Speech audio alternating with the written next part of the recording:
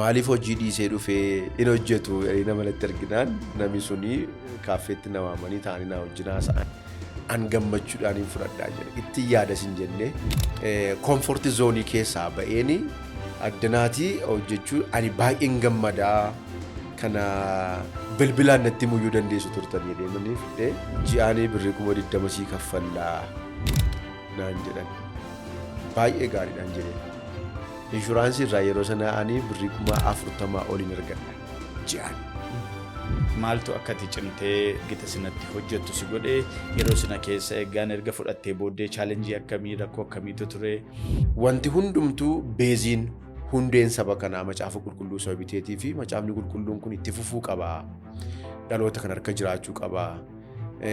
Waldaan kiristiyaanaa yoo jiraatte malee yoo fayyaa taate malee biyyi kunis fayyaa ta'uu hin dandeessuutti nama na'anii dhaggeeffatanii fixanii fixxeenaan jedhan eefteeraan jedheen isa kanaanaan jedhan waggoota dheeraa itti dadhabne waggoota dheeraa duukaa ilaallee hin dadhabne dhiifne yoo dandeesse dhaqii maxxansii fidii sirkaa fuunee gurgurraanaan jedhan. Namni kun na gargaaru jedheen dhaqi wajjin hojii kana hojjennaaf hin dhaqi ganaa reefuu ka'umsarra jirra. Dhaqii maxxansii fidii sirkaa fuunee gurgurraanii anaaf baay'ee waan ulfaataa ture. Waldaa kiristiyaanaa keessa tokkummaan hin jiru ta'an immoo biyya kanaaf tokkummaa abdachuu hin dandeenyu. Warra waldaa keessatti waliin galletu immoo gara biyyaatti gaafa dhufanii tokkummaa jedhee faarfannaa isaa faarfata. Leadership stylein koo kan hin fayyadamu gaafa hundumaa Nahimiyaadha. Nahimiyaa gaafa hundumaan itti fayyadamu.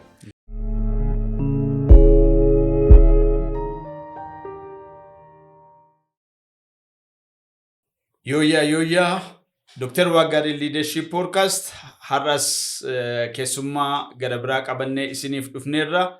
Podcastii keenya yeroo darbee keessummoota adda addaa isiniif qabannee ofii keenyaas kallattiidhaan keessatti qooda fudhannee sagantaa barumsa garaagaraa isiniif dabarsaa turreerra hedduu akka barattan akka hubattan akka jaallattan abdii qabna.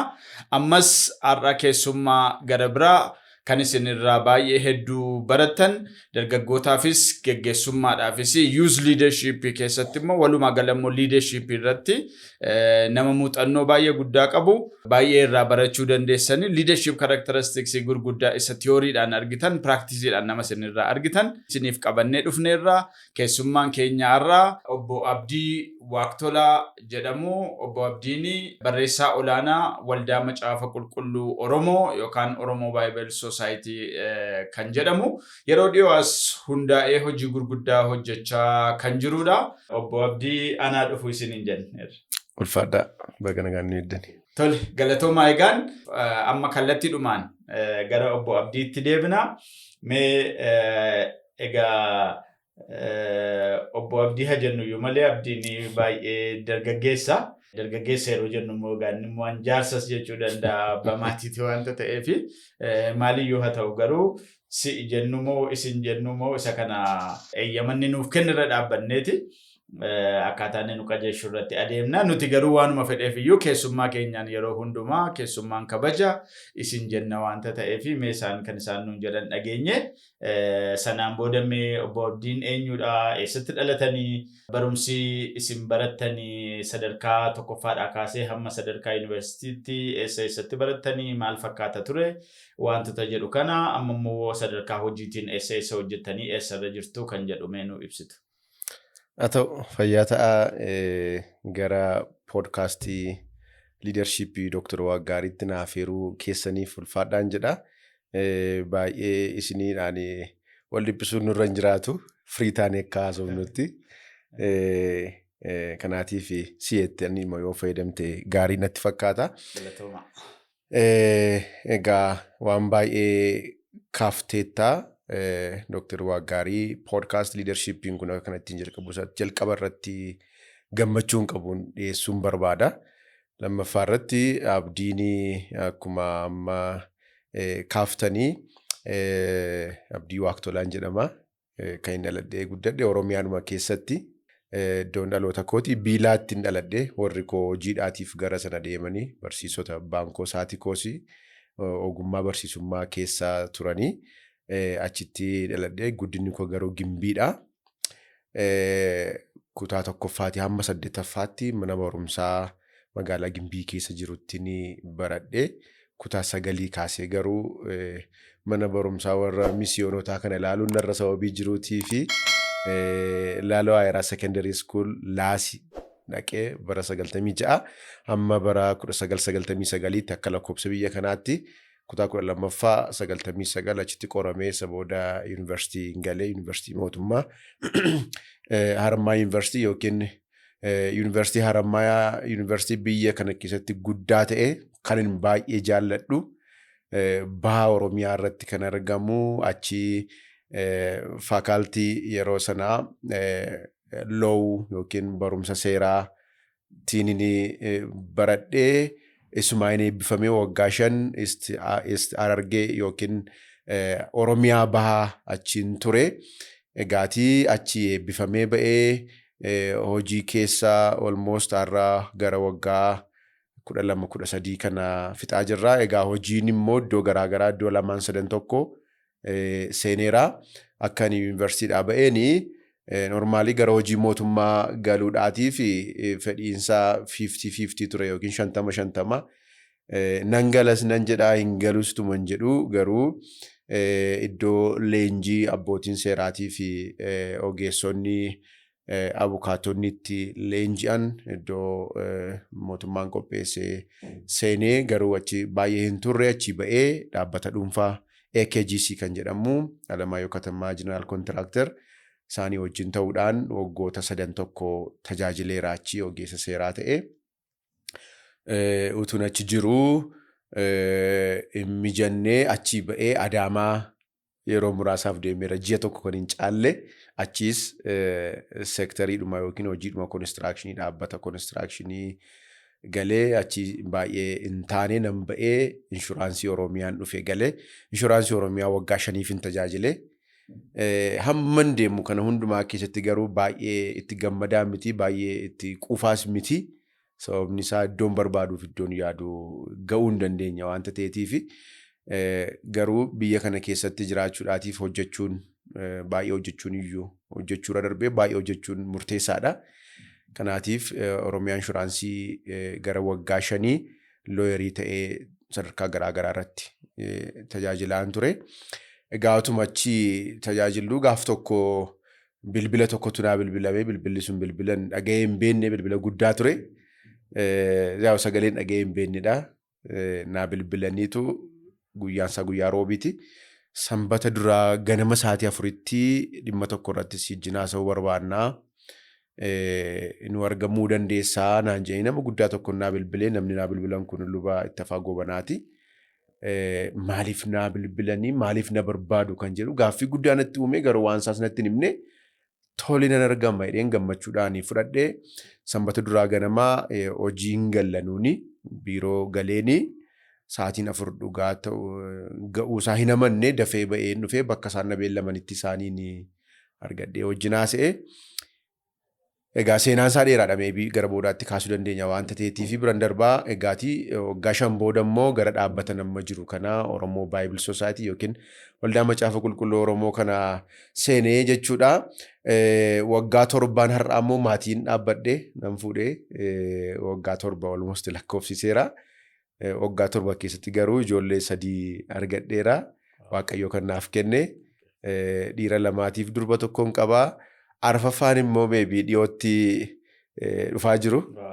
Kanaatii fi kana fakkaata jechuudha gabaabaadhumatti. Egaan as dhaabbata koonistiraakshanii akkas jedhamuun galee hin taane iddoo akkasiin galee hin taane waan jedhu nu kaaftee. Maaltu hin taane dhaabbatichatu siif hin taane moo miindaa isaatu hin taane moo yookaan haala hojiitu siif hin taane moo hin taaneen sun maalii wajjin kan wal qabatudha? Intaaneen sun miindaa guddaa qaba. Keessumaa yeroo AKGC ture rakkinni birrii hin jiru. Rakkinni horii hin jiru. Yeroo sana ani qobaan jiraadhas iskeeliin isaanis ol kaa'aadha dhugaa dubbachuudhaatii fi rakkinnuu hin turre garuu keessa koo guutuu miti hanqina natti dhaga'ama hir'uu natti dhaga'ama baay'ee itti gammadaa miti. Normaalii barumsan baradheedhaa hojii isaatiin hojjechuudhaatii fi beekumsaa fi ogummaan yuunivarsiitiirraa argadheen man danda'a hojjechuu. Qaawwii wayii garuu natti dhagahama.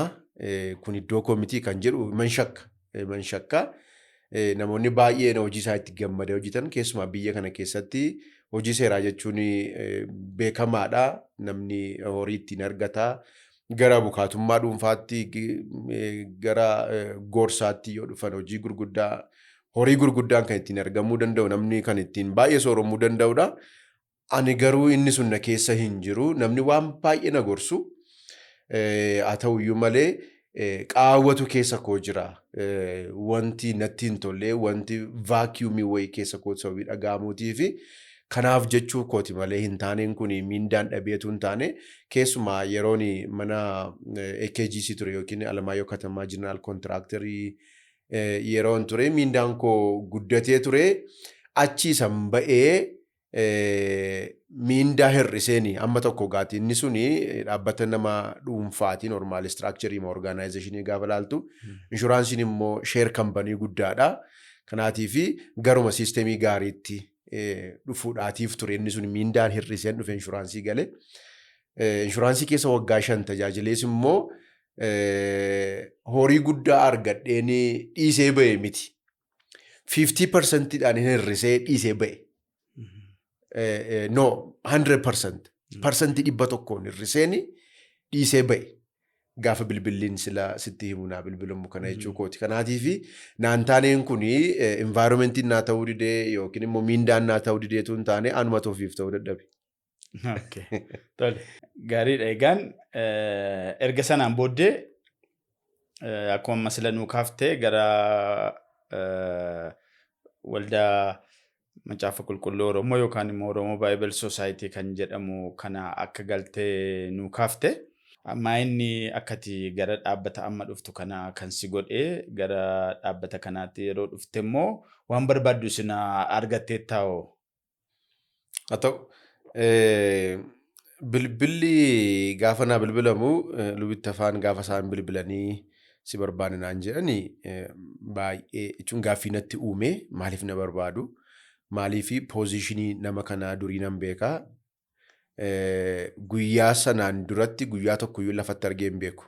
Guyyaa tokkoyyuu gaafa hundumaa kan nuun agarru televizyiinii keessattidha. Inni iyyuu guyyaa ayyaana warra kaatolikii warra ortodoksiitii fi isaantu baga nagaan geessanii sagalee isaanii sikkeetti dhageenya malee dhuguman hin beekun ture kanaan dura yeroo isaan pirezidentii irra turanii jechuu kooti. Nama guddaa akkasii maaltu wal na agarsiisa kan jedhu hin shakkine kana ta'uusaayyuu sanbata duraa ganama sana gaafan dhaqu. Nama 2 ta'aniitu na simatanii ana duwwaa miti namootni 2 na duukaa waamamaniiru 3 nama 3 waamanii namoonni warri isaan waaman lamaanis namoota gurguddoodha. Normaalii isaan hojjettoota namootuma hojii seeraarra jiran abukaatotadha. Namoota 2 anaan 3dha. Namoota 3 waamamne kiyaa namni tokko hin dhufne 2 ta'anii argamne isa booda yaada tokko nuuf firani. Maal jedhee nuuf firanii macaafa qulqulluu afaan Oromootu rakkina keessa jira nuun jedhani. Gaafa sana akkas naan jedhanii macaafa qulqulluu yeroon itti macaafa qulqulluu afaan Oromoo argadhe kutaa 4 yeroon baradhu abbaan koo macaafa qulqulluu qubeen jalqaba yeroo maxxanfamee dhufee kakuu haaraan yeroo dhufee sanatu natti dhaga'ame maaliif rakkina keessa galee kan jedhu rakkina keessa galee jira. Sabni keenya bal'ataa jira. Amantoonni afaan Oromootiin waaqeffatan guddataa jiru. Garuu macaafi qulqulluun lafarraa badaa jira. Maxxanfamaa hin jiru. Irratti hojjetamaa hin jiru. Namatu dhimma isaa dhabee. Institushiniin waldaan kiristiyaanaa irratti hojjetaa hin jirtu. Dhaabbati guddaan biyya kana keessa jiru waldaa macaafa qulqulluu Itoophiyaa baay'ee dhimma afaan Oromoo kana badaa hin qabu.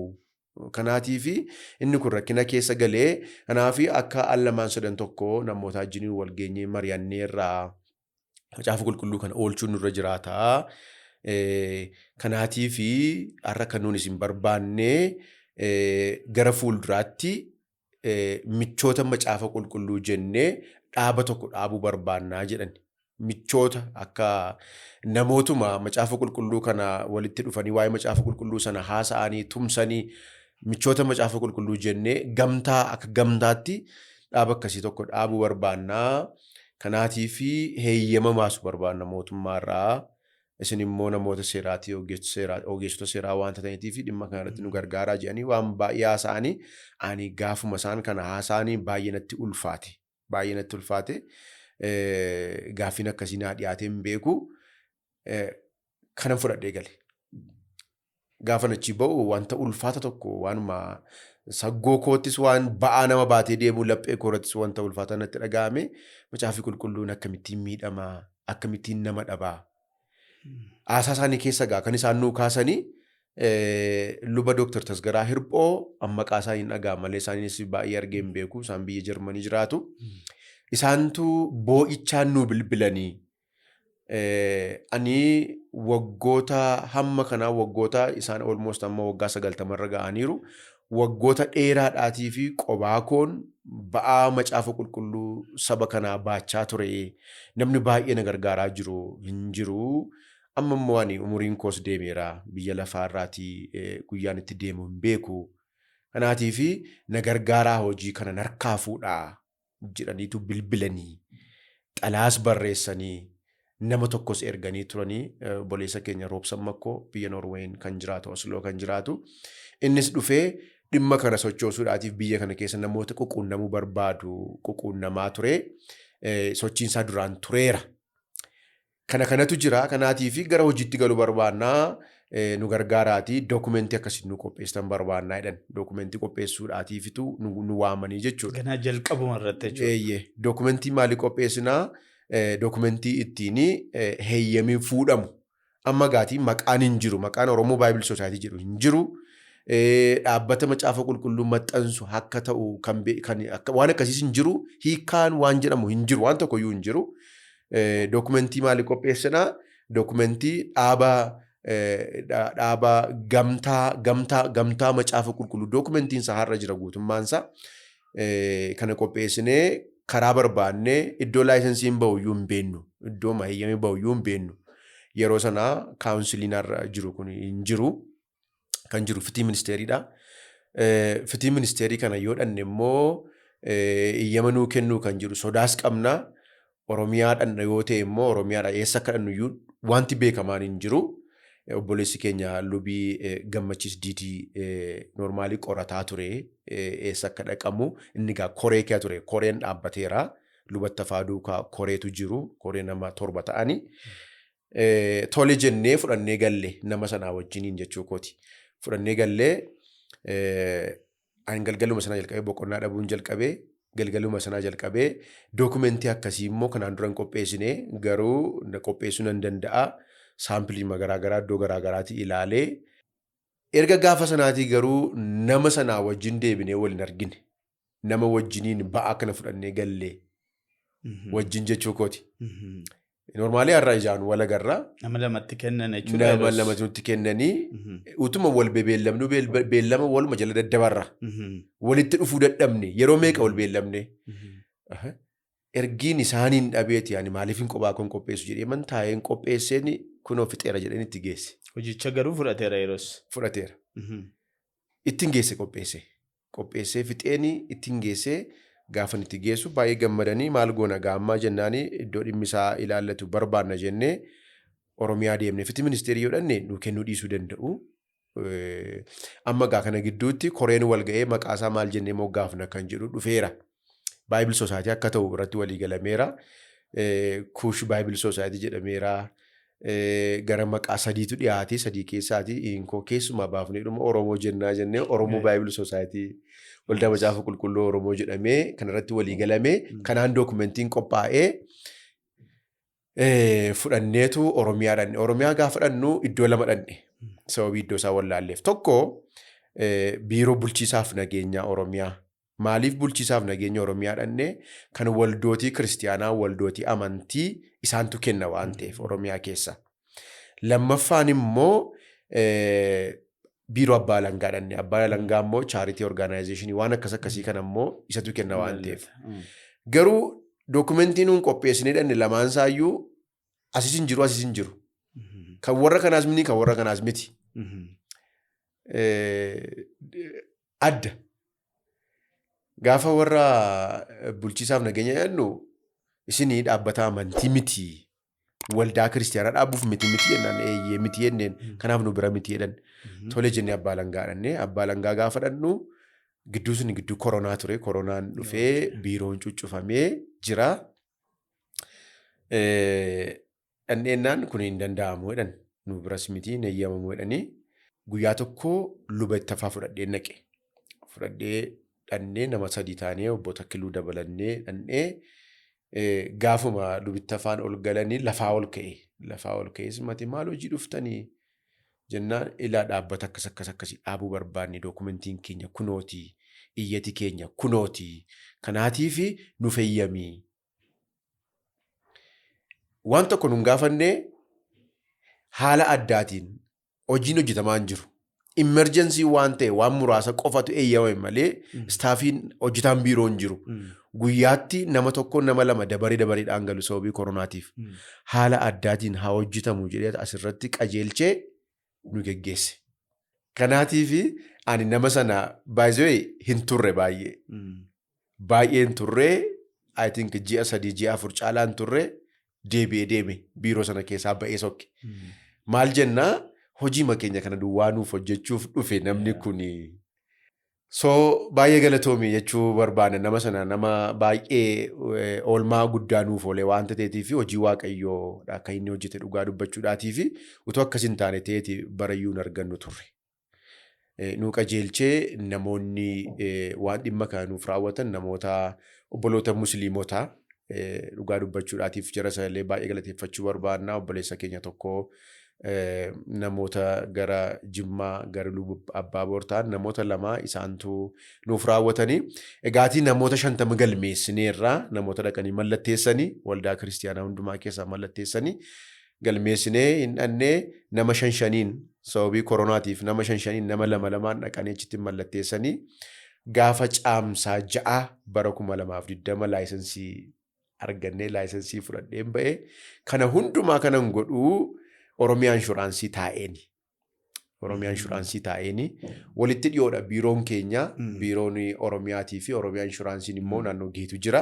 Achiitii deddeebi'aa dhumanii dhimma kana gara ji'a tokko waan hin caallee keessatti laayisensii kana fudhannee laayisensii kana gaafa fuudhuuf makootiin naqee mallatteessee fuudhee lubatti hafaatti geesse. Kunooti bakka hin dhume jedhetti geessee kaanittiin jedhe. Innaan eessan kaa'aa fuudhii galii jedhan. Lafanitti fuudhee galuu qabu eessatti fuudhee gala callu fedhee dhaqeema dookumentii makoo keessa mana yoon kaa'e malee fuudhii galii eessan kaa'aa na bira maaliif keessa innaan hin tole jedheeni fuudhee galee egaa garuu wanti natti dhagahamu laayisensii nama baate kuni dhaabbata guddaa ta'uu danda'a. Saba kana geeddaruu danda'a. Waldaa kiristiyaanaa geeddaruu danda'a. Dhaloota kana hin geeddaraa. Isa isaan jedhan kana gararraatti yoo hojii baay'ee hojjechuu danda'a kan jedhu baay'ee natti dhaga'ama. Jechi isaan dubbatan sun baay'ee impireesii na godhee egaatii gara waggaa tokkoo hojii koo inshuraansii irraa hojjechaanii addanaatii walga'ii koree egaa boordii jedhameera. Boordii gidduutti argamee dhumaa wajjin hojjechuu jalqabee waggaa tokko booddee lubitti hafaan naajjina haasa'uun I think maal akka ta'e hin beeku hin sodaatanii hin saalfatan jechuus hin danda'u. Garuu nama kan biraanatti erganiitu jeneraal sekireetarii barbaannee hodhamnee nama hojjetu maal yaadda'u gaatii meeqaan qacaru nama akkamii immoo fidu. Waa lafa hin jiru, horiin lafa hin jiru, birriin lafa waan tokko iyyuu hin jiru. Akka siidmaniitti waldoota 4-5 kan ta'antu birrii 20,000 nuu kennanii isaaniitu kompiitaraatiif piriintarii fi sheelfii bitannee jalqabne waanta ta'eetiif eenyuun fidu nu gaafadhaa isuma mee gaafadhaa maaliif hojii dhiisee dhufee hin hojjetu nama malatti arginaan namni suni kaaffeetti na waamanii taa'anii na wajjin haasa'anii obbo Margaadha. Obbo Margaa Dhugaasaa har'a waldaa kattaa pirezidantii waldaa kattaati akkasuma boordii waldaa Macaafa Qulqulluu Oromoo keessa jiru na wajjin haasa'anii an gammachuudhaan hin fudhadhaan jedha. Itti yaada sin jennee waan tokko iyyuu hin jenne akka wanti kanaan kaffalamne akka hin jirre beeka. Koomforti zoonii keessaa ba'eeni addanaatii hojjechuu ani baay'een gammadaa kana bilbilaan natti muyyuu dandeessu turtanii deemanii fudhee sanbata duraasaa walgeenyee ji'aanii birrii 20,000 kaffallaa naan jedhan. Baay'ee gaariidhaan jedheen. Inshuraansii irraa yeroo sanaa ani birrii 40,000 oliin argadha ji'aan. Isarratti hojii baay'een jijjiira. Parsantii dhibbaan hin gabbuuse isa jette sana jechuudha. Toleen jedheen dhaqeenii haadha manaa kooti jiniin mari'adhee baay'ee gaariidha. Hojjedhu si keessa jiraate naan hojjedheette kan waan itti gale. Baay'ee namatti tola. Ofii kee isa barbaadaa turte sanatti argattee jechuudha. Kanaan booda gara General Secretary yookaan Barreessaa Olaanaa dhaabbata Waldaa Macaafa Qulqulluu Oromoo kan jedhu kanatti dhuftee jechuudha. Kanaaf akka mul'ataatti yeroo sina mul'ata isaa keessaa silas waa xiqqoo nuu kaafteetta. Maaltu akkati cimtee gita sinatti hojjettu si godhee yeroo sina keessa eeggaan erga fudhattee booddee chaalenjii akkamii rakkoo akkamiitu ture wantoota jedhu sinaa fi mul'ataa fi rakkoo isa sina naannoo kanatti wal qabsiiftee meen yoo nuu kaafte. Haa ta'u galatoomi. Dhugaa dubbachuuf akkuma jalqaba kaase waa'een wangeelaan baay'inatti dhaga'ama. Sababni isaa ofii kootiis maatiidhuma kiristiyaanaa maatii waaqayyoon jaallatan keessattiin sababiin guddadheetii fi macaafi qulqulluun amantoota harkaa dhabamaa jira gaafa jedhamu macaafa qulqulluu malee amantoonni akkamittiin jiraachuu danda'u. Dhaloota gara fuula duraatiif immoo abdiin jiru maayinni ani wantan itti amanu biyya keenyaatii fi macaafa qulqulluu malee furmaati biraan akka hin jirre gaafa hundumaa irra deddeebi'een dubbadha. Rakkinoota jiran hundumaatii fi furmaatni macaafa qulqulluu malee akka hin jirre abbootiin keenya kan itti aarsaa baasan Onesimoos Nasiib fa'aa abbootiin kan biraan isaa wajjin kan turan isa boodas kan turan isa duras kan turan kan isaan itti gatii baasaa turanii biyyi kun dhaloonni kun keessumaa sabni keenya sabni Oromoo iji isaa kan baname kan inni waan hundumaattiin argate macaafa qulqulluudha sababii ta'eetii fi seenaa isaa baay'ee isaa kaasuun hin barbaachisu addanatti wanti hundumtuu beeziin hundeen saba kanaa macaafa qulqulluu sababii ta'eetii fi macaafni qulqulluun kun itti fufuu qaba. Dhaloota kan harka jiraachuu qaba. Waldaan kiristiyaanaa yoo jiraatte malee yoo fayyaa taate malee biyyi kunis fayyaa ta'uu hin dandeessuutti nama na'anii. Waldaan kiristiyaanaa yoo dhukkubfattee dhaloonni waldaa kiristiyaanaa keessa jiran yoo dhukkubfatan biyyi fayyaa ta'uu hin dandeessu. Biyyi nagaatti jiraachuu hin dandeessu waan ta'eef isa kanaatii fi macaafi qulqulluun baay'ee murteessaadha. Baay'ee barbaachisaadha kan jirutti sababiin amanuutii fi hojiin kun ciminaan itti fufamee hojjetamuu qaba. Macaafni qulqulluun maxxanfamuu qaba. Macaafni qulqulluun hiikamuu qaba. Wanti nama gaddisiisu macaafa qulqulluu afaan kan biraa yoo laalte asuma ollaa keenya kan jiru dhiyeenyatti illee macaafni qulqulluun afaan Amaariffaa veershinii garaagaraatiin baay'ee argatta. Veershinii 8-9 argachuu dandeessa. Macaafa qulqulluu afaan Oromoo yoo laalte garuu kan abbaan gammachiis hiikan inni iyyuu badeeraa isa maleessaati hiikaan manur ka jiru kan lubii Dr. Tasgaraa Hirphoofaa geggeessanii hiikan sana qofa kan nuun qabnu. Kanaatii fi veershiniin baay'inaan jiraachuutu irra jiraata. Nuun sabni guddaan hamma kana geenyu uummati miliyoona meeqatti lakkaa'amnu guddaadha jennee akka sabaattis kan of waamnu. Waldaa kiristiyaanaa keessattis maajooritii biyya kana keessa yoo laalte sabuma Oromooti baay'inaan waldaa kiristiyaanaas kan foormii godhee waldoota gurguddoo biyya kana keessa jiran keessumaa akka waldaa makaanessu yoo laalte saba Oromoo gidduutti jalqabamee ammayyuu baay'inaan saba kanatti waaqeffataa jira. Kanaatiif inni kun itti fufuu qaba. Dhaloonni kunis waldaan kiristiyaanaas itti fufuu qabu kan jedhudha. Lammaffaa irratti waa'ee baay'inaa kaaseen ture sila amantoota miliyoonii 15 afaan Oromootiin waaqeffatu. Kana keessaatii macaafa miliyoonii 1 kan hin caalle miliyoonii 2 kan hin caalletu maxxanfame. Kanaatiif namni macaafa qulqulluu malee deemaa jira. Dhaloonni kun macaafa qulqulluu malee eessa gahuu danda'a kan jedhuun natti dhaga'ama. Mul'ati kun jira jechuudha. Itti dabalee macaafa qulqulluu maxxansuurra raabsuurra darbuudhaanii hojii saba kanaa yoo hojjechuu dandeenya kan jedhuun yaadan ture. Mul'ati kun jira. Akkamitti hojjennaa? Sabni keenya harcaadha. Wal qabataa miti. Tokkummaan hin jiru.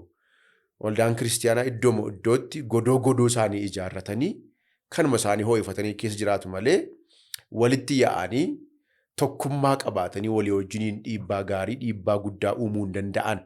Kanaatiif jaruma kanarratti iyyuu dhiibbaa uumnee waldootiin akka isaan walitti dhufan gochuun nurra jira. Onesimoos jalqaba yeroo dhufee maqaa waldaa tokkoyyuu qabatee hin dhufne kan inni jedhee warra wangeelaa jedhe. Warra wangeelaatiinitu jalqabame wangeelli biyya kana keessatti. Ergasii boodatu waldoonni waldaan akka makaana Yesuus guutuu wangeelaa qaleehoot dhufaniitu maqaan itti baay'atee har'a immoo baay'ateera amma maqaan dhibutti iyyuu deemaa jira. Kanaatiif inni harcee kuni warra wangeelaa sana jalatti walitti qabamuu danda'utu irra jira kan jiruun yaada. Mul'ati sanan qaba. Warra wangeelaa kan jedhamu sanarratti. Kanaatiif har'a waldaan macaafa qulqulluu Oromoo duudhaa isaa keessaa inni guddaani lafa amanaan tokko jiruutii fi lafa macaafi qulqulluun jiru hundumaa hin dhaqa. Lafa amanaan tokko jiruutii fi lafa macaafi qulqulluun jiru hundumaa waldaan macaafa qulqulluu Oromoo jira.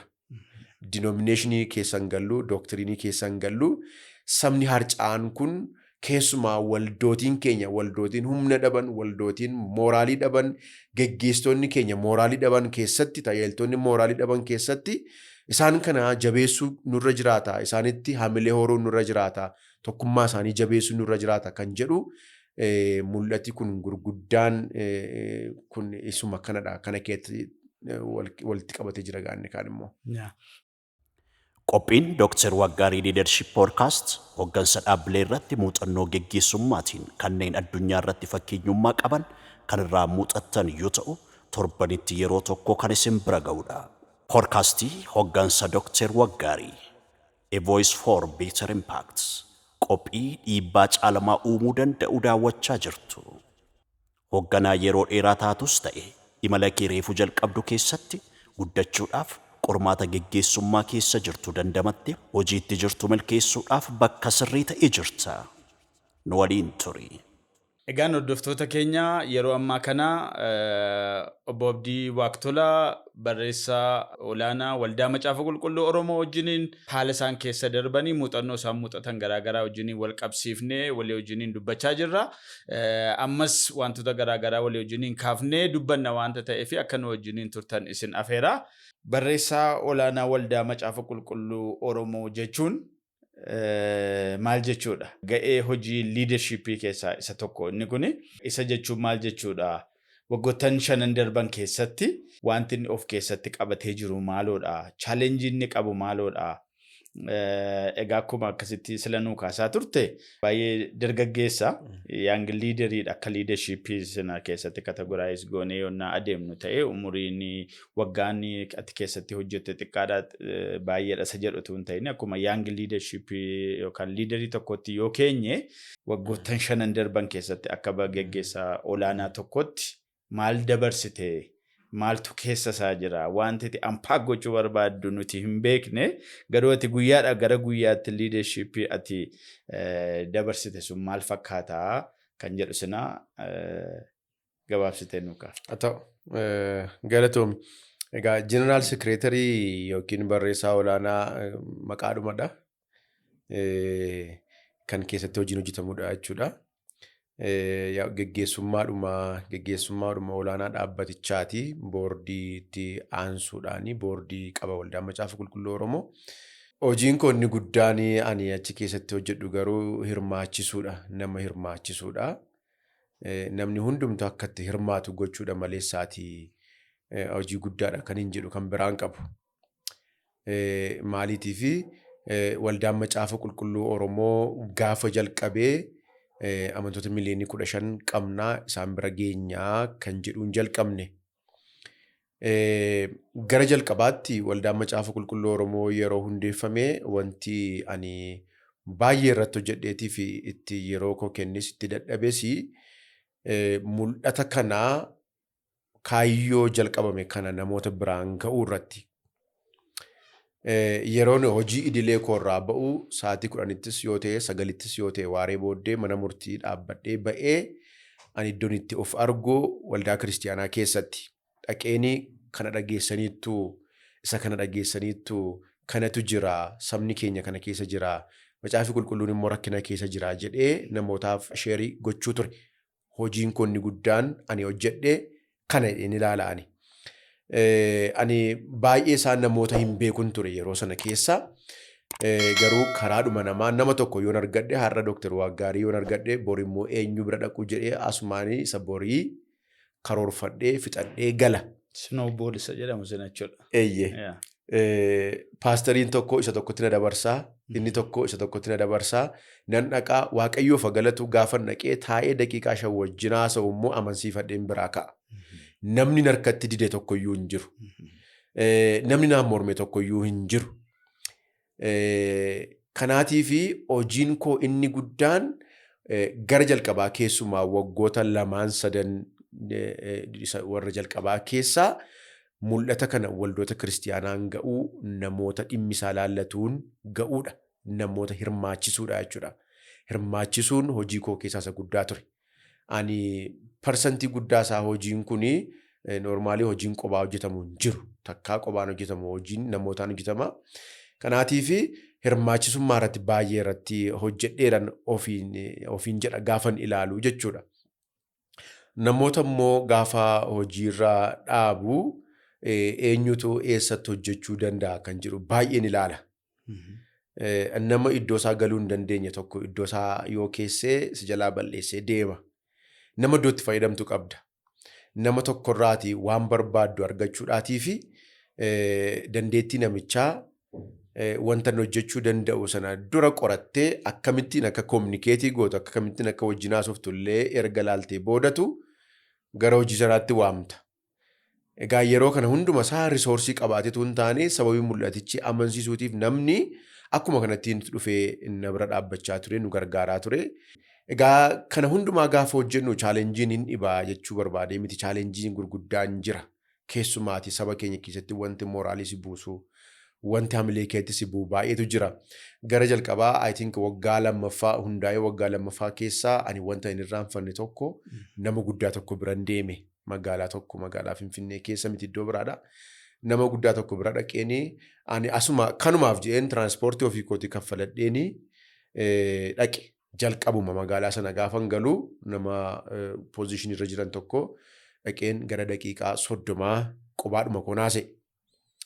Kanatu jira. Wallaalanii miti calluma jeena dhaggeeffatan garuu. Dhaggeeffatanii fixanii fixxeenaan jedhan fixeeraan jedheen isa kanaanaan jedhan waggoota dheeraa itti dadhabne waggoota dheeraa duukaa ilaallee hin dadhabne dhiifne yoo dandeessee dhaqii maxxansii fidii sirkaa fuunee gurguraanaan jedhan baay'ee natti bu'e. Ani noormaalii namatti deddeebisuu baay'een jaalladhu. Chaalenjii guddaatti ture jennaaf inni kun. Maalan godhe gaafa sanaa iman obse baay'een obse. Namni kun na gargaaru jedheen naqe. Narkaa fuudhanii amantoota hiriirsu amantoota hiriirsanii geggeessitoota hiriirsanii wajjin hojii kana hojjennaaf hin naqe. Ganaa reefuu ka'umsarra jirra. Dhaqii maxxansii fi sirkaa fuunee gurguraanii anaaf baay'ee waan ulfaata ture. Dhiisee wanta manatti na galchu ture akkan dhiisee galuu na godha ture. Obsin jedhee ofitti dubbadhe gaamma deebi'ee nama wajjin haasa'uu hin qabu qophaan jira waan ta'eef nama sana immoo eenyummaa isaanii bareeraa maal akka isaanis ta'anis bareera waanta ta'eetiif obsi jedheen ofitti haasa'uutti ka'e nan ciniinnadhe. Obsin jedheen gadi ba'ee garuu baay'een boo'e. Gaafa lubatti afaatti bilbiluu hamman obsuu dadhaban isaanuu. Achumaan egaa ani yuunan obsee isin immoo umuriin irra caaltu isin dhiisaan jedheeni akkan itti deebi'eetti dubbadhuuf yaadan iyyuu turan itti deebi'ee dubbachuun irra hin jiru gaaf tokko dhiisuu danda'u gaaf tokko hin galuuf sababiin jedheetii fi dhiiseen irra darbee karaa kan biraa barbaaduutti hin ka'e karaa kan biraa immoo nan milkaa'e namoota kan biraadhaan namni gaafa sana akkasnaan jedhan har'a garuu michuu keenya warra guddaadha. Yaadadhu narra. Fakkeenya namaaf ta'aaf hin kaase malee jechuudha. Saba keenyaa wajjin gaafa hojjettu obsa si barbaada. Obsa si barbaada. Maaliif sabni keenya wantati hubachuu fi qabdu, wantati baruu fi qabdu karaa baay'ee miidhamaadha. Ikoonomiidhaan miidhamaadha. Risoorsii garaagaraatiin miidhamaadha. Siyaasaan miidhamaadha. Waan baay'eedhaan hawaasummaadhaan miidhamaadha. Kanaatiif namoota saba rakkina akkasii keessa jiran wajjin kominikeetii gochuun wajjin haasa'uun dandeettiidhaaf obsa guddaa si barbaada. Yoo ariifattee kaatee akkuma isaan sitti dubbatte taate waa balleessitee sokkita.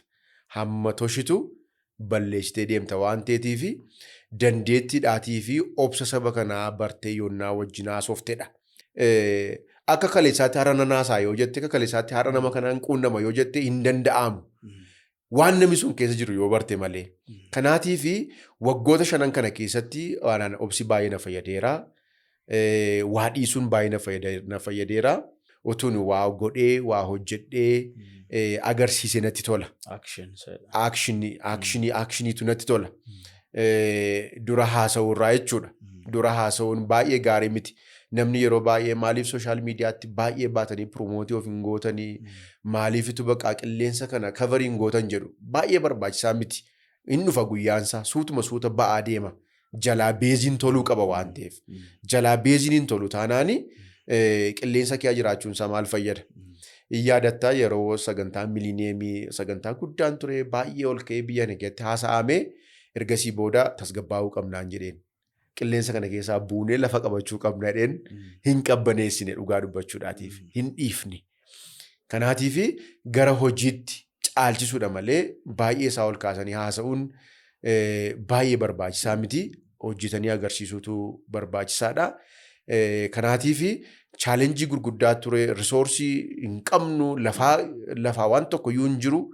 Yeroo hojii kana ani dhaqee jalqabee waraqata peepariin tokko hin jiru. Hojii waaqayyoo sababii ta'eetii fi waaqayyoo hojjetata waan ta'eetii fi waaqayyoo hojii kana keessatti nu gargaare. By the way, hojiin nu hojjennu kun keessumaa Waldaan Macaafa Qulqulluu Oromoo mul'ata waaqayyooti. Mul'ata abbootaati.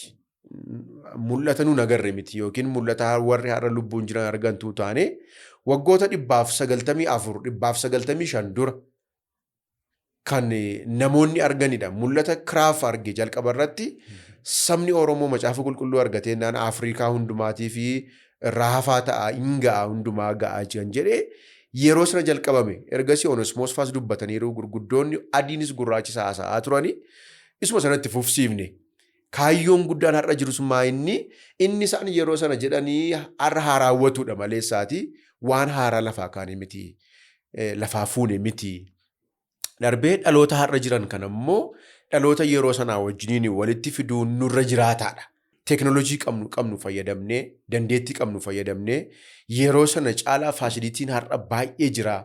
Humni namaa baay'ee jira. Namni baay'ee barateera. Isa yeroo sanaa caalaa Onesimoos fa'aa ta'anii harkaan barreessanii sibiila bocaniitu qubee qirratsaniitu qalamii cuubaniiti kan isaan barreessaa turanii. Har'a garuu baay'ee ispiidii guddaadhaan kompiitaraan meeshaa garaagaraatiin waa barreessuu dandeenya. Garuu yaadi keenya akka warra sanaatu ta'e kan jedhutu akka kanatti ni yaadan. Konneekshinii kana uumuudha kan nurra jiru. Keessumaati amma wanta inni irraanfanne tokko Onesimoos jalqaba yeroo dhufee Oromootti dhalate, Oggee iddoo jedhamtu dhalate. Oggeen har'aa magaalaan ishee maal akka fakkaatu mandaradha. Namni dhaqee yoo ilaale baay'ee si gaddisiisa, si boosisa. Achi keessaa ba'ee dhaqee baratee biyyoota garaagaraa Siwiidin, Siwiizerlaandii keessa naanna'aa turee dhufee hin deebine gara Oromootti. Oromoon Oromoodhuma jedheetu lixarra ka'e. Onesimoos irraa waa barachuu dandeenya. Har'arra teenye garuu namni teknoolojii guddaa utoo of harkaa qabnu, barumsa guddaa, beekumsa guddaa utoo of harkaa qabnu, biyya kana keessatti namni keenya lagaan wal qoqqoodee waan meeqa keessa gaggaleetu jira. Onesimoos yeroo sana sammuu kanaa hin qabu. Nama biyya Oromoo jedhee of waamaa ture. Ofii isaatiin iyyuu. Oromoo kana hundumaa tokko godhee Abuna Maatiyoosii utuu isaan arrabsanii, utuu isaan waa meeqatiin jedhanii. Arrabasi keessaa kun nalleetu isaan jedhanii obsee taa'ee isaanii wajjin haasa'eetu saba kana biraan Macaafa Qulqulluu ga'e. Kaayyoo qabatee sana galmaan ga'ee deebi'e. Kanaatiif Teekinooloojii har'aa fayyadamnee, dandeettii har'aa beekumsa har'aa fayyadamnee yaada isaanii utuu qabaanne biyya kanaaf jijjiirama guddaa fiduu dandeenya. Sana fiduu dandeenya. Kanaaf chaalenjii gurguddaa dabarsineerra Waaqayyoof galatu waggoota 5 kana keessatti hojiin bu'a qabeessi gurguddaan hojjetameera. Macaafni qulqulluun akka gaariitti kwaalitii gaarii qabu maxxanfameera. Hojii waalteessuu keessatti hojiiwwan gurguddaan hojjetamaniiru. Akkuma jenne immoo tokkummaa waldootaa jabeessuu keessatti tokkummaa waldootaa baay'ee bifa gaariidhaan jabaataa jira. Waldoonni keenya geggeessitoonni keenya dur wal baqatanii waldaan Macaafa Qulqulluu Oromoo walitti fideera. Gajjallaatii jalqabnee hamma gubbaatti deemaa jirra. Warri gubbaas walumatti dhufaa jiru.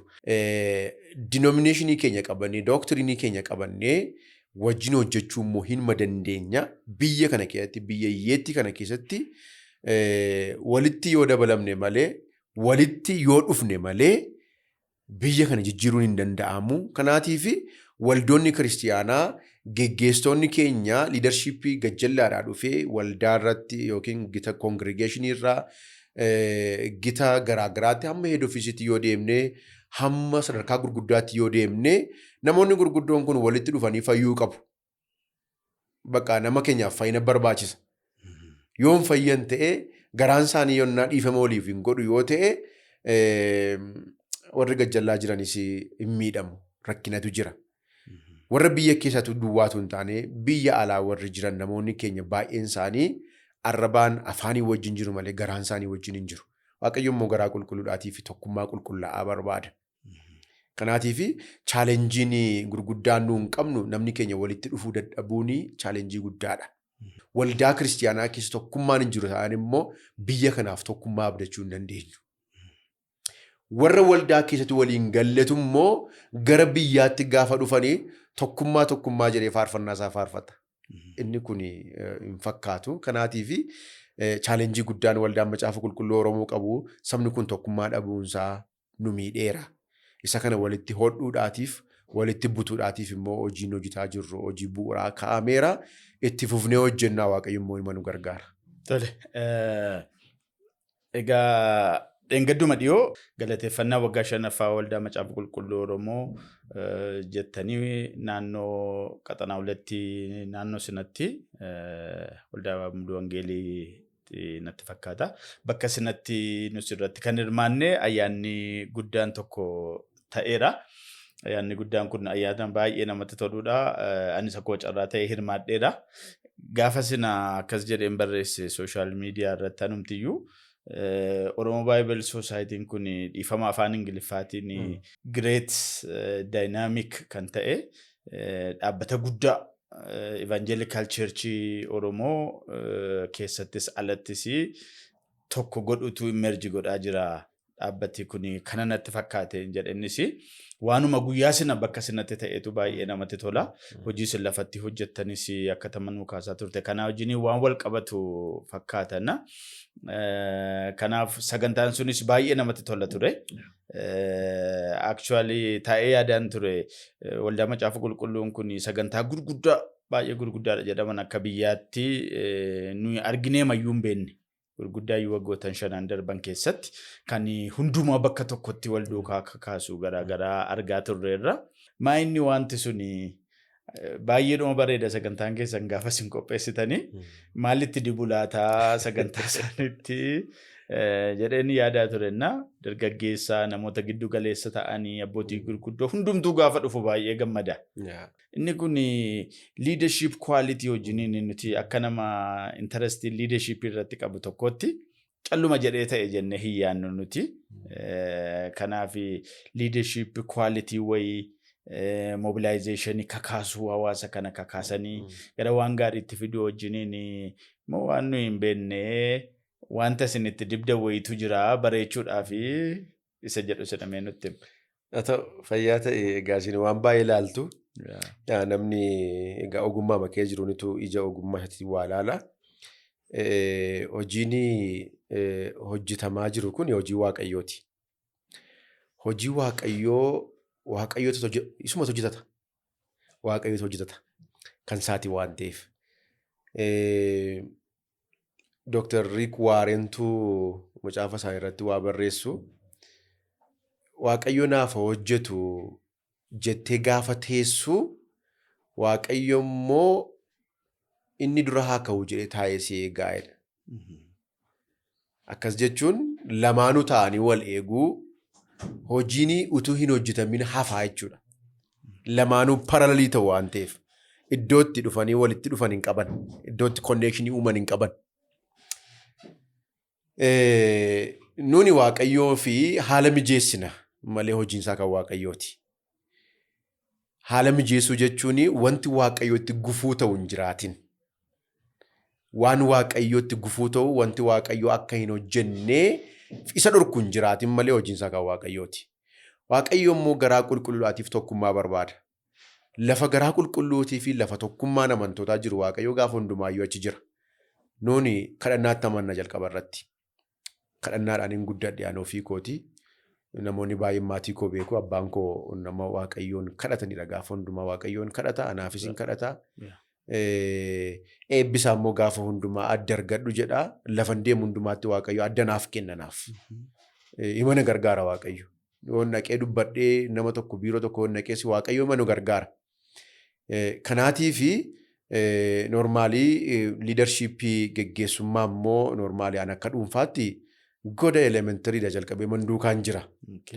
Elementaries leadershippiin jira jechuudha. Achis jira. Yeroo barumsa dilbataa barannu mana barumsaa kutaa 4ffaa kutaa 5ffaa yeroo barannu waggaa 6tti waggaa 7tti waggaa 8tti waggaa 10 keessatti mana barumsaa dilbataatti ijoollee geggeessina. Ijoollee mati ijoollee geggeessa akka kilaas moonitariitti jechuudha. Achirraan jalqabee haayiskuulii gaafa ga'u immoo irratti feelooshipii barattootaa jira. Feelooshippiittis liidarshippii gara geggeessummaatti dhufee kwaayirii qabnaa. Kwaayirii keessatti gara geggeessummaatti dhufee sanumaan darbee Harammaa Yuunivarsiitii gaafa naqullee akkuma kana feelooshipii liidarii geggeessaa ta'e manitti fufe. Kun hundumtuu anaan na fayyadeera. Anaan na fayyadeera. Akka dhuunfaatti jechuu kooti. Harammaa Yuunivarsiitiitti immoo maal hojjette? Harammaa Yuunivarsiitiitti yeroo baradhu waggaa arfaniyyuu feelooshipii fookas ijoollee barattoota yuunivarsiitii waggaa 4 hin geggeesse. Waggaa tokko isa dhumaa imana gaa jedheen na boqochiisaa jedheemanii ofuma kootiin kan hin dhiise. Achitti wantoonni turan chaalenjiin turan akkaataan itti geggeessummaa shaakalan wanti baay'eensaa achitti naa xumurame naaf. Akkaataa itti namoota walitti qaban ijoollee kana geggeessan yuunivarsiitii Harammaa jechuun immoo egaa dr.wakgariinis beekuu danda'a. Barattoonni keenya achi jiran feelooshippiin keenya nama 1000 kan waaqeffannu. Sana geggeessuun mataansaa baay'ee ulfaataa ture. Godina garaagaraarraa dhufa. Amala garaagaraa fidee dhufa. Haala jireenyaa garaagaraa fidee dhufa. Kana walitti qabanii walumaa wajjiniin geggeessuun baay'ee ulfaataa ture. Garuu bu'aa guddaa tokko buufneetu hiriyoota koo wajjiniin hojii guddaa tokko hojjennee baane. As gara Waldaa Macaafa Qulqulluu Oromoos gaafa dhuftu Waldaan Macaafa Qulqulluu Oromoo kan hundumaati jedhee namana. Silasii kaaseen ture. Namoonni keenya abbootiin keenya gurguddoon wal gaarreeffatu. Ani isa kana sodaa malee naasaa maqaa namaan dha'u malee. Wal gaarreeffatu. Namooti nuuni of fuulduratti ilaallu baay'een isaanii dhugaasaa dubbachuudhaatiif fakkeenya nuu ta'uu hin danda'an. Warra keessa beekuuf. Warra keessa hin beekneetiif rakkoo hin qabu. Callumananii warra jireenya isaanii jiraataniitiif. Ani garuu jireenya isaanii kanarraatii waan guddaan baradha. Itti dhiyeenyaan sababii wajjiniin beekuutiif. Namni baay'een qobaadhuma isaa kan isaa hojjetee isumaan beekamuu barbaada malee obboleessa isaa wajjiniin obboleetti isaa wajjiniin bu'aa nan buusa jedhee waliin qooddatee waa hojjechuudhaatiif amala isaatiif aadaa isaa hin qabnu. Qobaa beekamuu barbaada namni biyya keenyaa. Qobaa beekamuun eessaanuu nuun ga'u. Saba kanaaf hojjechuudhaatii fi ammas irra deebi'ee kan hin jedhu abbootiin keenyaa geggeessitoonni keenya warra nu fuuldura jiranii garaan isaanii waliif qullaa ta'uu qaba bakka. Isa dhugaadhaan yoo ta'e. Kana sababiin beekuutii fi sagantaa tokko gaafa qopheessinu namoota faallaa ta'an bakka tokko faatti waamna nuun. Utuu isaan hin beekniyyuu achitti dhufanii gaafa wal argantu jira. Beekaadhuma kan goonu qabnaa jechuudha. Sagantaa dheengaddaa keessattis wanti nuun beeknu wanti mul'atu jira waanta ta'eetiif. Namootuma keenya abaluufaa waamna gaafa jennu noo isa achitti waamiin jedhu. Isa iyyuu waamaa jirra amsa sana miti. Isiniif hundumtuu tokkuma. Nuuf hundumtuu tokkuma. namoota hojiiti. Kanaatiif itti dhiyaannee gurguddoonni keenya hundumtuu walitti dhufanii akka isaan walii wajjin hojjetan barbaanna. Sagantaan keenya kan nu bareedu tokkoffaa irratti Waaqayyoon kadhannaa. Lammaffaa irratti istiraatejii baafannee istiraatejii isaa irratti hojjennaa. Tarsiimoosaa eenyuun waamnaa, attamitti waamnaa, eessaan waamna kan jedhu yoon ofii kooti abaluu sana biraan ga'uu hin danda'u ta'e eenyutu bira ga'uu naa danda'a, eenyutu bira naa ga'a kan jedhuun qopheeffadha. Karaa sanan bira ga'a, hinuma waamamuu, hinuma jaallatu sababii kadhannaan dudduuba jiruutiif immoo hin hafanii, hinuma dhufu. Sagantaa keenya iskeejulii keenya bareechannaa, sa'aatii keenya iddootti waamnu hunduma isaa arreenjimentii keenya iddoodhuma kii taate wanta kii taate hundumaa itti bubuuneetu hin waammannaa hin dhufu. Kana hundumaa duuba kan jiru Waaqayyoodha. Waaqayyoodha. Sila dubbadheeraa haala mijeessina Waaqayyoof. Hojiin kun hojii Waaqayyooti. Karaa tottolchinaaf, karaan tolee fi innaan Waaqayyootii fi inni irra deemuu hin dhiisu. Yoonnaanuun karaa Waaqayyooti cufne garuu hammam risoorsii hammamii sagantaa yoo nu itti finne iyyuu dandeettii hammamii yoo qabaanne iyyuu milkaa'an ta'u. Meebii yeroodhaatiif namni haasa'uu danda'a. Nuun immoo wanta bu'uura nuuf kaa'u waan dhaabbata kanaatiif mul'ata kanaatiif bu'uura nuuf kaa'u sanarratti xiyyeeffanna waan ta'eetiif hinuma milkoofna. Kanaatiif kanatu nu gargaara. Waaqayyoo nu wajjiniin jira. Waanuma nama jedhee hirmaachisummaa irratti baay'ee hojjennaa. Namoota immoo iddootti fayyadamnutti fayyadamuu irratti hojjennaa. Obsa qabnaa, in obsinaa. Yoo namni nu arrabsees yoo waan barbaadan nu jedhanis inuma obsinaa. Kana kan mormu baay'eetu jira har'umayyuu. Liidarshiip istaayiliin koo kan hin fayyadamu gaafa hundumaa Naahimiyaadha. Naahimiyaa gaafa hundumaan itti fayyadama. Namni hundumtuu liidarshiip istaayilii Naahimiyaatti yoo fayyadame baay'een itti gammada, baay'een jaalladha. Waan Naahimiyaan hojjete, hojii isaan hojjetanii macaafa Naahimiyaas, macaafa Izraas yoo dubbisne achi keessaa wanti nuun baafannu salphaa miti. Geggeessummaa biyyaa keessatti, geggeessummaa waldaa kiristaanaa keessatti karaa Naahimiyaan irra deeme, daandii Naahimiyaan irra deeme sana yoo qoranne ga'anatti fakkaata. Mootota wajjin akka taasa'u beekaa, ijoollota bira gaafa ga'u akka taasa'u beekaa, warra diinota isaa immoo adda baasee, warra hunda isaanii adda baasee akkamittiin akka wajjin haasa'u beekaa, eessatti akka wajjin haasa'u beekaa.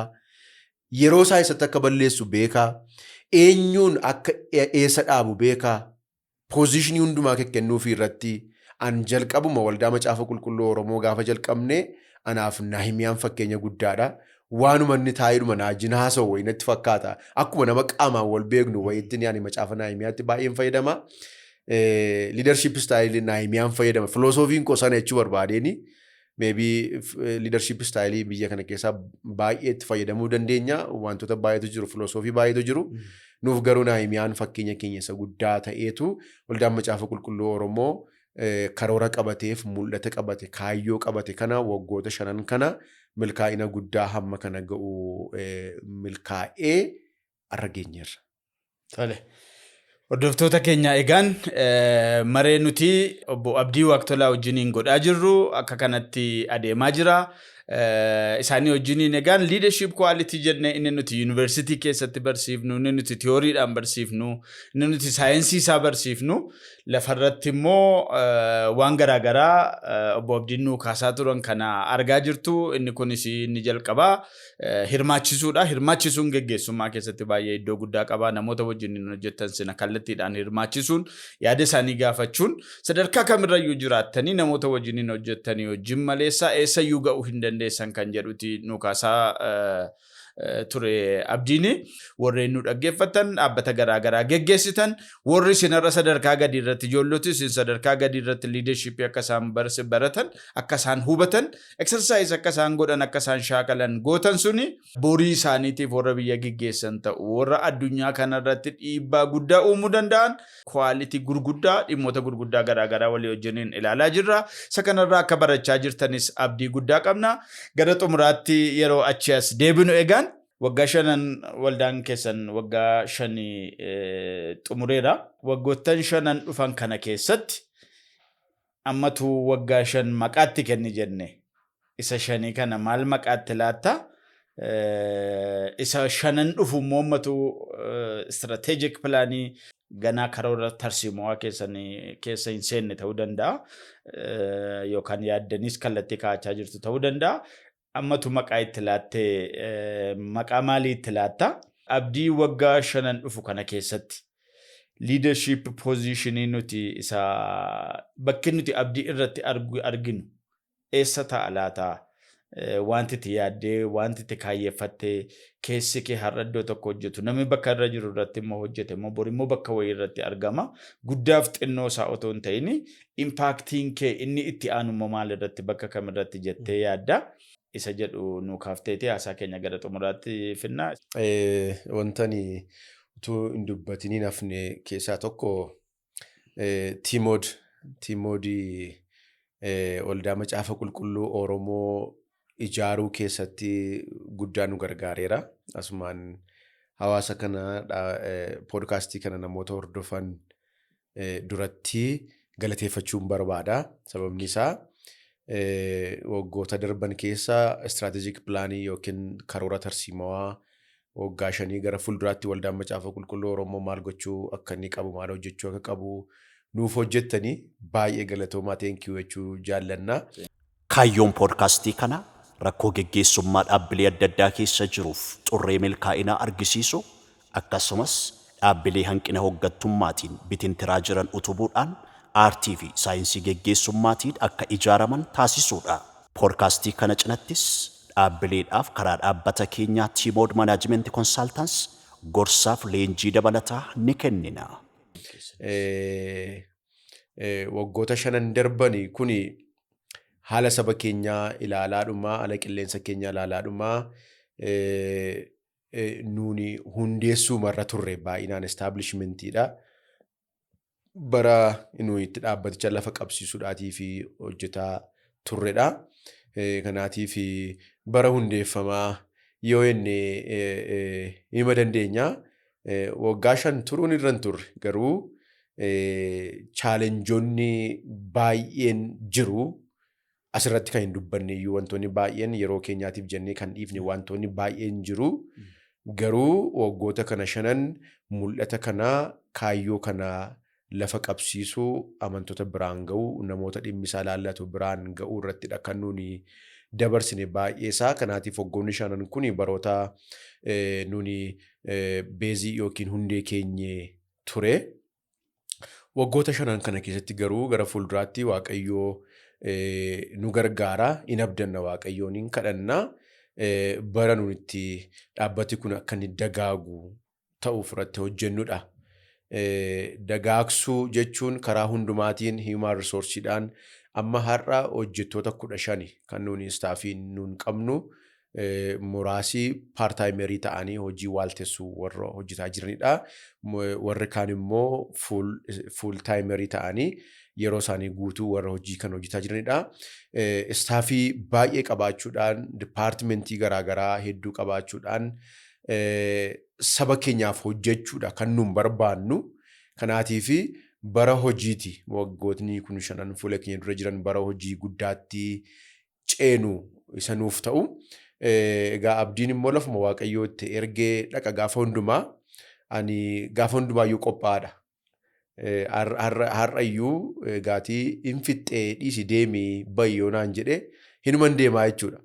Haa ta'uyyuu malee wanti na yaaddessu maa inni yaaddoon konni guddaan liidarshiippii kana keessatti nama akkamiin immoo qopheesse kan jedhu deebiin of gaafadha. Sababiinsaa dhaabbata itti dadhabde tokko bor gaafa dhiistee deemtu namni dhusittaanii dhufu, namni hojjetu tokko yonnaa bal'eesse sitti dhaga'ama, namatti dhaga'ama, miidhamuunsaa sitti hin tolu. Mucaa ofii guddifte tokko namni yonnaa harka cabse yonnaa miila naaffisee sitti hin tolu. Hamaan akka irra ga'u hin barbaadu. Hamaan akka irra ga'u hin barbaadu. Kanaatiif nuni hamma dandeenyutti hamma diee keessaa deemnutti waan gaarii hojjechuu yeroon keenya yeroon badu hin jiru. Yeroon keenya yeroon badu hin jiru. Hojii keessatti kan koo yeroon badu hin jiru. Dhugaasaa dubbachuudhaatii fi sa'aatiin biiroo galurraa sa'aatiin konkolaataa oofuu anaaf yeroo hojiiti. Karaarra hin deemu jechuudha. waaqayyoof galatu teekinooloojiin guutuudha. Awurooppaatti, Ameerikaatti hojii hojjechaa deemuu, bilbilaa deemuu, namoota kominikeetii gochaa deemuun nuuf hojii guddaadha. Kanaatiif nu biratti hojii sa'aatiin baduu hin jiru. Galgalumallee gaafa ciifnu al tokko haati manaa akka waan isheen natti kofaltu callume dheenciisa rafteettaa naan jetti. Rafne maal gochaa ture waan yaadaa jiraa. Maal yaadda rafe? Sa'aatiin yaadumsaa sun iyyuu naaf hojiidha. Maaliif ganama kee waan barreessaa bor akkamitti oollaa karoorri keenya borii maanni kan jedhu. Kanaatiif of dudduubaan nama kaasuun namoota hojii kanatti bobbaasuun qopheessuun gaariidha wanti ta'eetiif. Kanaatiif ani saba kanaaf waa hojjechuudha kan hin barbaadu. Saba kana gaafan jedhu amantoota isa ta'anii waldaa kiristaanaa keessa warra jiranis waldaa kiristaanaan ala warra jiranis sabni kun biyya kana keessatti namni hundumtuu namoota bu'aa buusan namoota dhiibbaa uuman ta'uu qabuun jedha. Kanaatiif eessa akka waaqayyo nageessuun beeku. Waggaa 5 asin ture, waggaa 5 asin tajaajile. Itti fufi waggaa 5 hojjette yoo jedhe ittiin fufaa. Lakki hingaa yoo jedhe immoo iddoon bu'aa buusutti waaqayyo nageessa jedheen abdadhaa. Karoorri hin qabu, yaadi hin qabu, mul'ati hin qabu garuu mul'ata dhuunfaa hin qabu ani. Mul'ata dhuunfaa gaafas hin jedhu. Amma fakkeenyaatiif ofii kootii mana hin ijaarranne waan tokko iyyuu hin jiru qabeenyi. Guyyaa tokko iyyuu yaadee hin beeku.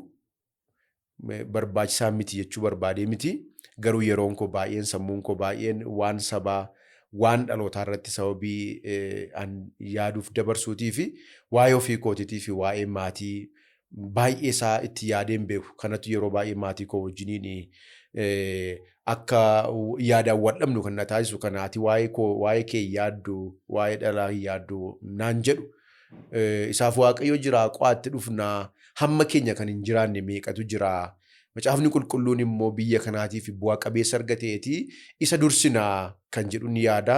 An dhugaa dubbachuudhaatii fi saba kanaatiif dhalootaaf hojjechuudha. Keessumaa dargaggoota amma haala garaagaraatiin wantoota garaagaraatiin mooraalii dhabanii biyyi kun haala garaagaraatiin sababii isheen miidhamte jirtuutiif miidhamuu biyyaa keessa dargaggoota miidhamanii taa'an kun mooraalii argatanii gara hojiitti galuu qabu.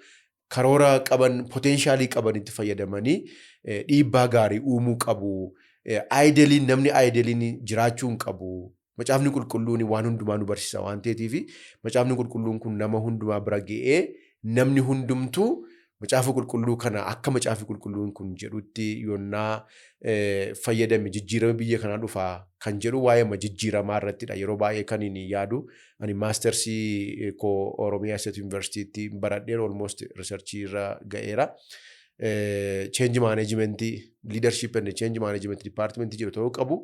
Achi keessatti wanti baradhe baay'ee na fayyadeera. Kanaatiif biyyi kun jijjiiramatti dhufuudhaatii fi wangeelli murteessaadha waan ta'eef wangeelli kun dhaloota hundumaa bira ga'uu qaba. Mul'ata jedhuun qabaa gara fuulduraattis kanumaan hojjedhaa. Lafa waaqayyo nuun jedhe immoo jiraannaa fayyaataa ulfaadha. Tole galatooma egaanii egaa waaqayyos immoo si gargaara jennee amanna. Egaa leadershipiin abdiin geggeessaa jirus geggeessaa tures geggeessummaa jechuun leegasiidha jedhu inni kun iddoo guddaa qaba amma jaarraa amma keessa jirru keessatti. Kanaaf dhiibbaa ati waldaa macaafa qulqulluu keessatti leadership with impact leadership impact qabu goote baay'ee ifaadha. Isuma kanarraa egaa waaqayyo immoo yeroo ati hojii kana hojjettu akka inni waa'ee kan keessa kan dhuunfaa keetis eenyu warra caalaas fi yaada.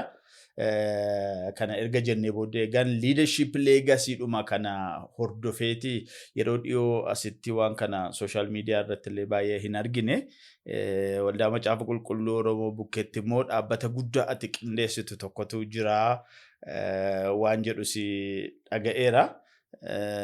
Maanni wanti suni nutti himta gabaabsite. Haa ta'u fayyaa ta'e inni egaa waldaa koos tajaajiluun qaba waan ta'eetiif waldaan keessatti dhaladhee waldaan keessatti guddadhee waldaa makaana Yesuus sinoodosota keenya naannoo Oromiyaa irra jiran akkasumas naannoo kan biraan illee yoo fedhii qabaatan kan itti dhufanii dabalamanii hojii mishinii fi hojii tokkummaa irratti kan hojjetu. Masoob kan jedhamutu jira. Masoob jedhama. Masoob abbreviationidha. Abbreviationii Mission Alliance of Synods in Oromia and beyond jedha. Beyondiin kuni sinoodosonni kan biraan yoo fedhii qabaatan dhufanii itti dabalamanii Oromiyaan guutuun keessa jiru gara sinoodosta 24-25 qabna. Amantoota hedduudha, waldoota hedduutu keessa jiru.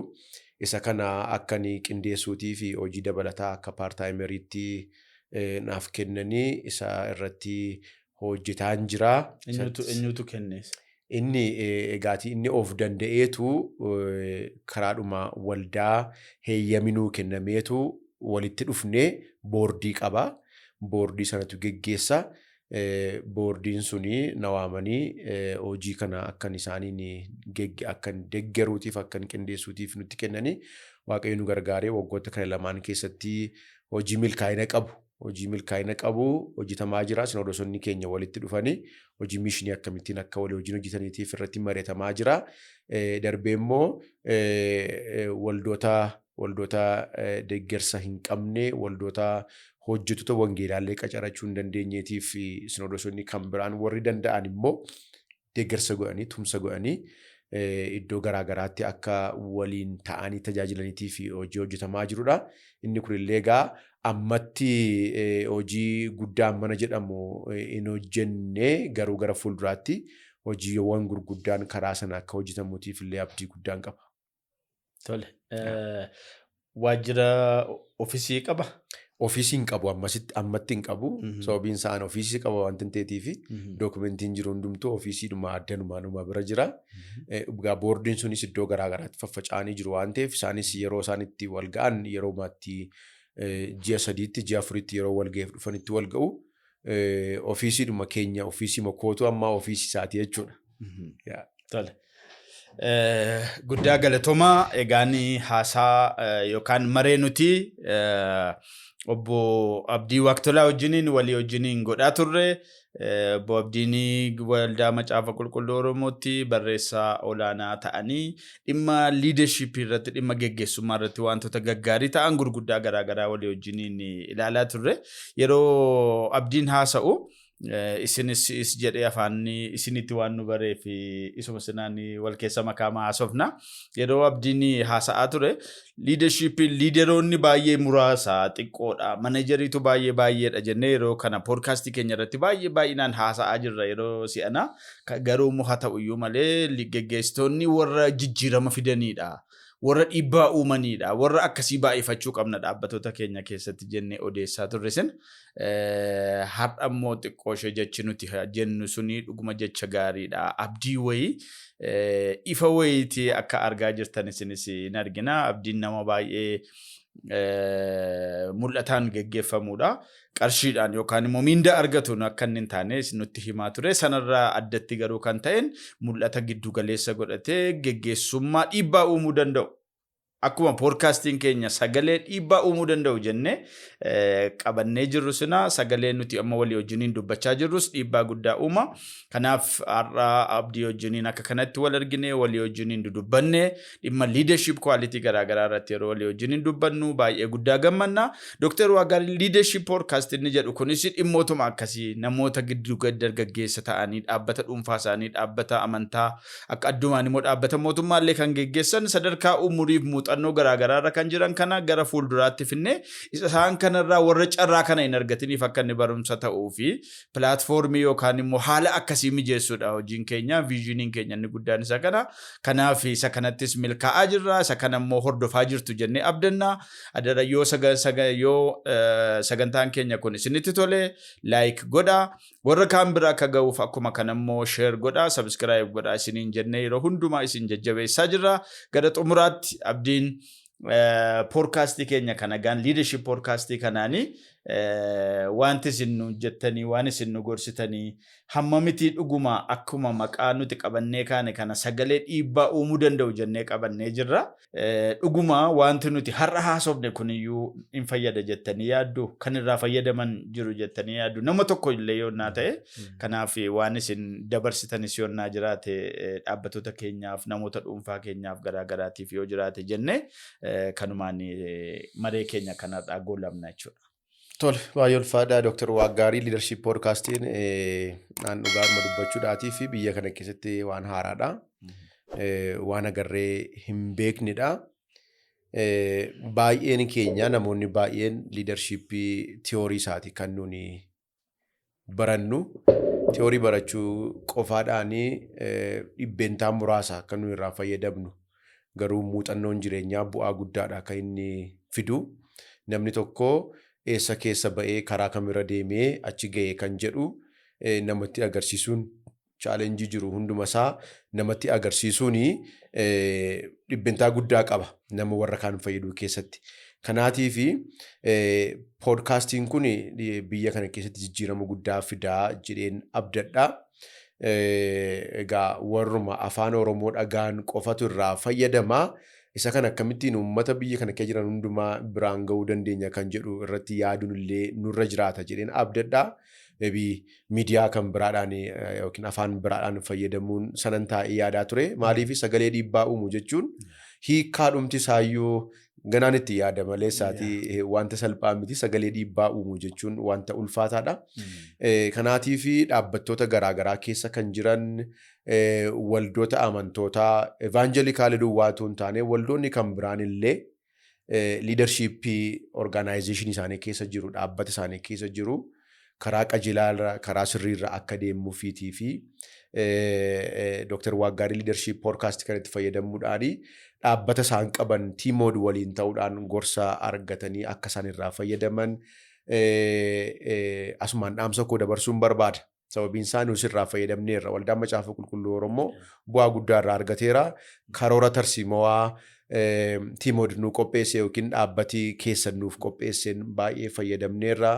Gorsa yoo barbaadan dhaabbattoonni gurguddoon, dhaabbattoonni reefuu merji ta'aa jiran, biyya keessa kan jiran, biyya alaa kan jiran illee dhimma kanarraati haalli mijatee fi fayyadamuu danda'u waan ta'eetiif waldootiin kiristiyaanaa biyya keessaas biyya alaas dhaabbattoonni saba keenya keessa jiran biizinasii garaagaraa keessa kan jiran illee bu'aa guddaa buusuu fi danda'a waan ta'eetiif waan kanatti fayyadamuu, dhimma kanatti fayyadamuutu irra jiraata jedheen ani nama hundumaatiif dhaamsa koo dhaamuu barbaadaa. Kottaa irraa fayyadamaa. Namni Waaqayyo nuuf kennee namni guddaan Dr. Wakgariin beekumsa guddaa kan qabu, muuxannoo dheeraa barsiisummaa keessattis garaa gorsa keessattis kan qabu. Itti fayyadamaa. Waggoota muraasa meebii dhaabbattoonni tokko kaanii yookiin merji ta'anii waggaa muraasa keessatti kufuu maaliif jedhanii of gaafatanii gara daandiitti deebi'uudhaan dhimma kana fayyadamuudhaatii fi liidarshiip istaayiliin isaanii baay'ee murteessaadha. Gorsa barbaachisaa waan ta'eetiif gara poodkaastii kanaa kottaa ispoonsarii illee godhaatii dhaabbata kana cimsaa bira dhaabbadhaa isiniin jechuun barbaadaa. Inni kun dhaamsa kooti. Fayyaa ta'aa, horaa bulaa. Ulfaadhaa. Galatoomaa.